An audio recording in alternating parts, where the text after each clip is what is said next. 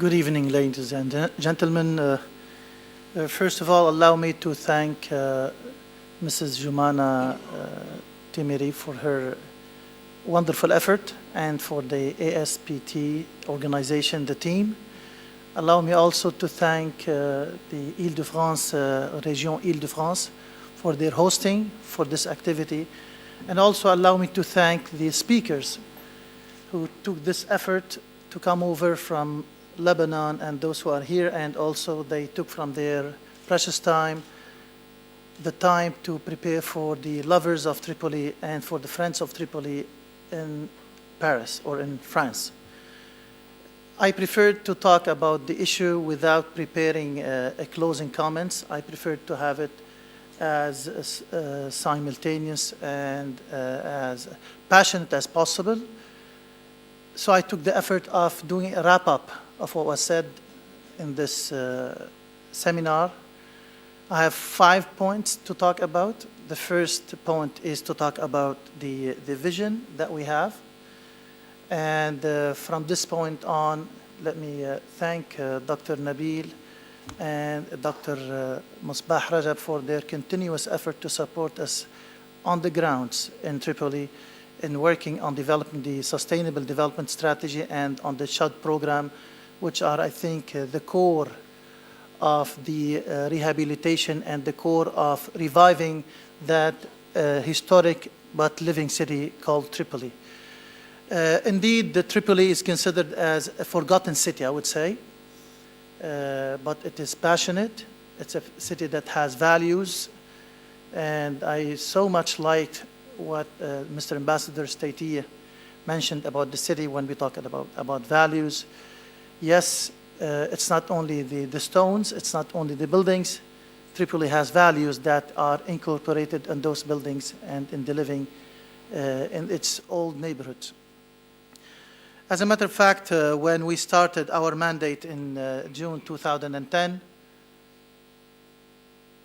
we took the effort of continuing working on the strategy, and we drafted the vision. And from that vision, we came up with ideas, I think, that are considered the cornerstone for the strategy of the city. When we talk about Tripoli, and when we talk about the concerns of the municipality, we're talking about many issues. It's not only the patrimoine, the heritage. It's not only the historic sites, although they are the theme of today's seminar, but also we're talking about the dropouts from schools. We're talking about the poverty line. We're talking about the job opportunities. We're talking about the environment, the cleanliness of the streets, the establishing and reinforcing the laws.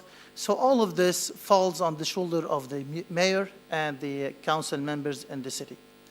Having said that, I'm so much optimistic with the young men and young women who are working hard in the NGOs of the city. It is really a full-fledged workshop that we're having in the city with the NGOs, with the CBOs, along with the support that we're getting from our good friends, our partners. Allow me to mention the pioneers from those international partners, the IFD, Marseille, Lyon, for those who are interested in our jumelage avec Lyon. Yes, we have that sister city agreement with Lyon, and also we're working very closely with Rhône-Alpes, and you were right, yes, we had our good friends, Monsieur Daclin, with the other team, a big team, in fact. It was a very respected and big team, technical team, and we're still moving on with the issues of that partnership. In fact, the city of Tripoli has many needs, and I always say to my good friends when they come and visit, and they offer their sustenance, I say, well, we're ready to take everything because we need all. It has been forgotten for almost, maybe I would say 30 years. And the reason why, as we say in Arabic, الولد اللي ما بيصرخ أمه ما بتطعميه, that child who does not cry, he will rest in peace, and his mom would not feed him because she has some other interest to do. This is the reason, maybe one of the reasons, that the city of Tripoli has been forgotten by the central government. And I'm not going to get into the politics a lot, but indeed, now we have 4 ministers and we have a prime minister from the city, which should be considered a golden opportunity for the city to have that revival. But still yet, we did not see anything. But again, this tells us that we have to put it on our own shoulders and work hard with all loyalty that we have, with all love that we have for the city, and also to be very dedicated to the cause. And I think with passion and patience, we will be able to deliver. When we talk about some facts also, the municipality of Tripoli has several strengths that are not used yet. For example, we have the fairground. It is the largest in Lebanon, but it's not being used, or it's not being properly used, other than maybe having those, for those who are coming from Tripoli very recently, having those cows to, have their walk and their picnics in the fairground. Other than that, we have the special economy zone that we are all looking forward to see it happen in the seaport. Again, that's another dimension, another pillar for the success of the development of the city. We have the airport of René Mawad, which is in the northern part of Akkar. And we have also our beloved train station.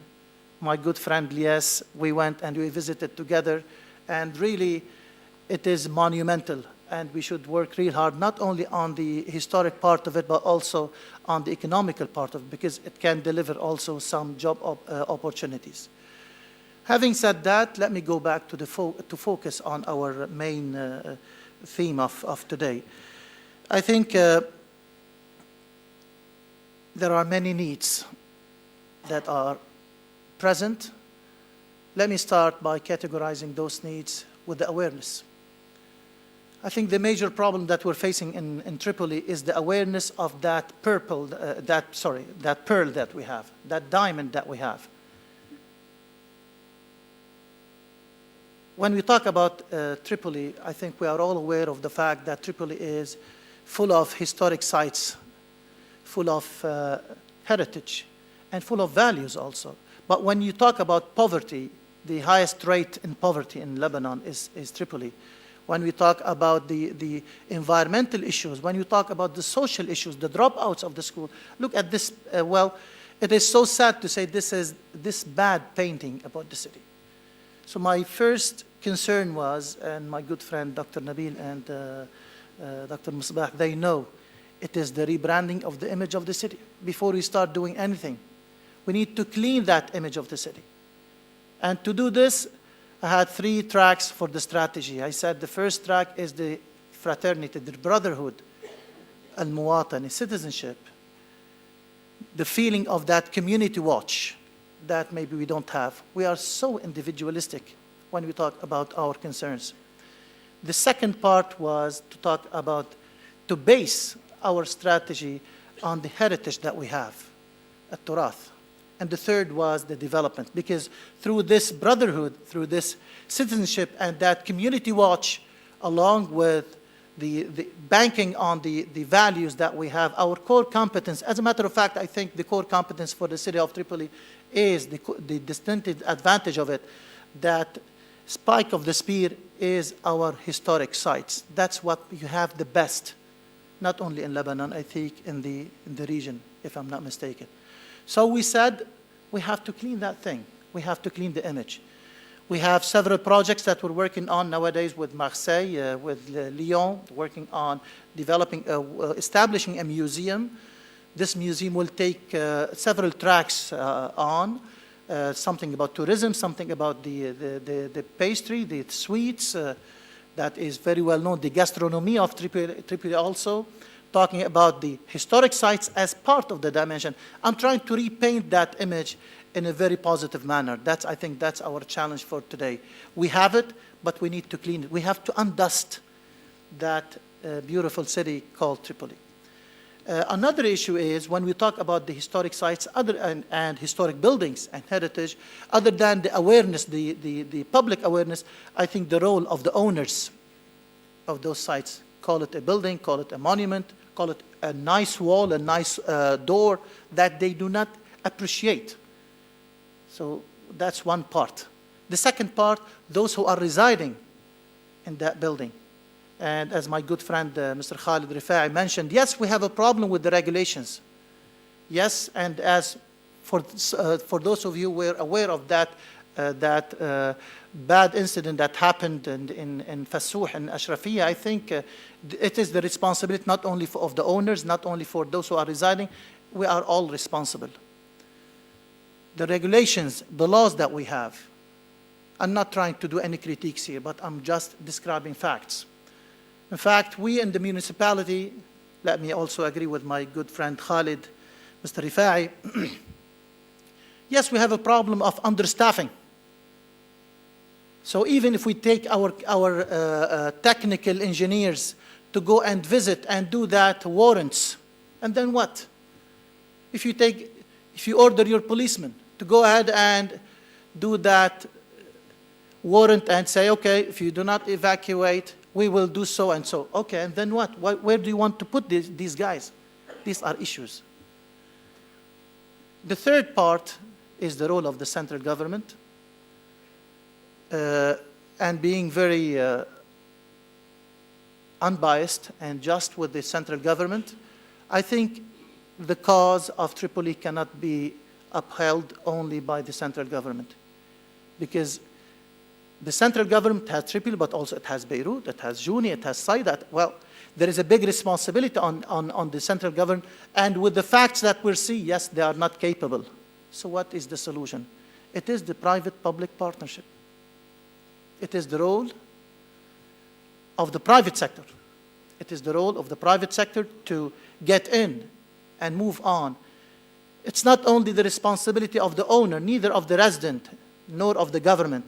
It is our responsibility also. Those who have the money, yes, they need to support the private sector, and we can have a model. You know, I work myself, I used to be a business consultant, so I used to work with the Gulf region on the PPP concept.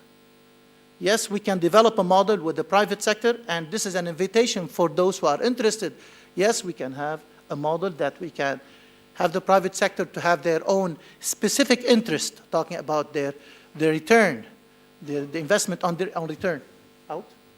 Okay, a couple of minutes more.